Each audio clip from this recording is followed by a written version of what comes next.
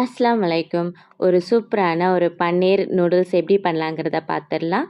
இது வந்து பியூரா வந்து வெஜ்ஜு, எக்லாம் சேர்க்காத நூடுல்ஸ் தான். ஸோ ரொம்ப எம்மியா இருக்கும். எப்படி பண்ணலாங்கிறத பார்க்கலாம். வாங்க வீடியோக்குள்ள போலாம்.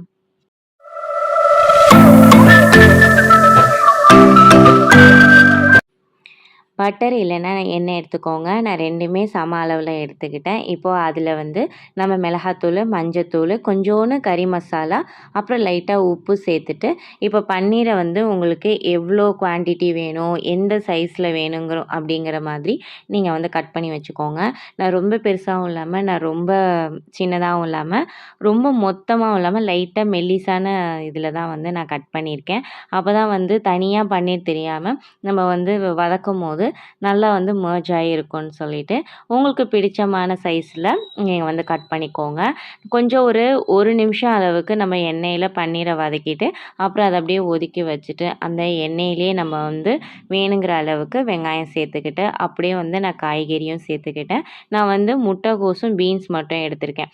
இப்போ இதை எல்லாத்தையுமே வந்து அந்த மசாலாவில் நல்லா வந்து ஒரு ஒரு நிமிஷத்துக்கு வதக்கிட்டு இப்போ இஞ்சி பூண்டு பேஸ்ட்டு சேர்த்து அடி பிடிக்காமல் நல்லா வந்து நம்ம வந்து வதக்கிக்கலாம். இப்போ நம்ம நூடுல்ஸை ஆல்ரெடி நான் வந்து சுடு தண்ணியில் ஒரு 2 மினிட்ஸ் வந்து போட்டு எடுத்துகிட்டு நல்லா கோல்டு வாட்டரில் வாஷ் பண்ணி அப்படியே நான் வந்து ஆற விட்டுட்டேன். இப்போது இந்த பாதி நூடுல்ஸை சேர்த்துட்டு அதுக்கு மேலே மிளகுத்தூள், அப்புறம் வந்து soya sauce, chilli sauce, tomato sauce கொஞ்சமாக சேர்த்துட்டு திருப்பி மிச்சம் இருக்கிற நூடுல்ஸை மேலே சேர்த்துட்டு கொஞ்சமாக எண்ணெய் விட்டு அதுக்கு மேலே லைட்டாக உப்பு தூவிட்டு நம்ம வந்து இப்படியே கொஞ்சம் கொஞ்சமாக அப்படியே வந்து கிளறி விட்டுறலாம்.